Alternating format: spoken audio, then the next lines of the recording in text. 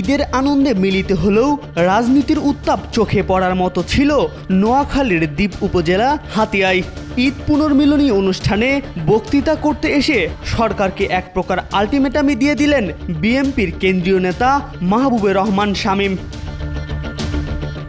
নোয়াখালীর বিচ্ছিন্ন দ্বীপ উপজেলা হাতিয়ায় বিএনপি ও অঙ্গ সংগঠনের যৌথ উদ্যোগে ঈদ পুনর্মিলনী অনুষ্ঠানে বক্তারা ডিসেম্বরের মধ্যে জাতীয় নির্বাচন অনুষ্ঠানের জোর দাবি জানিয়েছেন।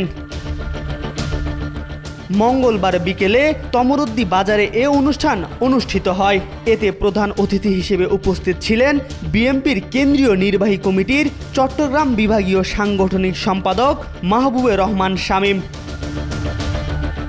তিনি বলেন, প্রধান উপদেষ্টা ডক্টর মোহাম্মদ ইউনূস ২৬ এপ্রিল মাসের প্রথম সপ্তাহে নির্বাচনের যে রোডম্যাপ ঘোষণা করেছেন, ওই সময়ে সারা দেশে কালবৈশাখী ও বৃষ্টির শঙ্কা থাকে। প্রধান উপদেষ্টা বলেছিলেন যে ডিসেম্বরের মধ্যে নির্বাচনের ব্যবস্থা করবেন। তাই আজ আমরা ঈদ পুনর্মিলনী অনুষ্ঠান থেকে ডিসেম্বরের মধ্যে নির্বাচন অনুষ্ঠানের আহ্বান জানাচ্ছি। আমরা মনে করি আপনি ডিসেম্বরের মধ্যে জাতীয় সংসদ নির্বাচনের ব্যবস্থা করতে হবে। এটা হাতিয়াবাসীর শুধু দাবি নয়, এটা সারা বাংলাদেশের জনগণের দাবি। অনুষ্ঠানে সভাপতিত্ব করেন তমরুদ্দি ইউনিয়ন বিএনপির সভাপতি তানভীর হায়দার তান্না। সঞ্চালনায় ছিলেন উপজেলা যুব দলের সদস্য সচিব মোহাম্মদ ফাহিমউদ্দিন এবং উপজেলা স্বেচ্ছাসেবক দলের সদস্য সচিব সুমন তালুকদার। আমি একটা কথাই বলি, বাংলাদেশ জাতীয়তাবাদী দল অনেক বড় একটি সংগঠন।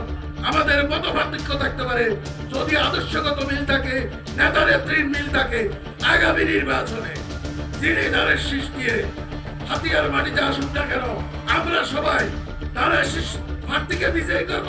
অনুষ্ঠানে জেলা ও উপজেলা পর্যায়ের নেতারা বক্তব্যে দলীয় নানা দাবি দাওয়া তুলে ধরেন।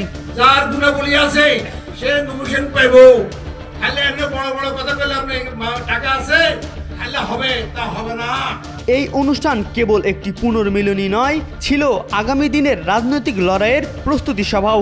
বক্তব্যে, স্লোগানে ও প্রতিজ্ঞায় স্পষ্ট, ডিসেম্বরের ভেতরে নির্বাচন না হলে নোয়াখালীর দ্বীপ থেকেও শুরু হতে পারে নতুন তরঙ্গ। নিউজ ডেস্ক, আজকাল।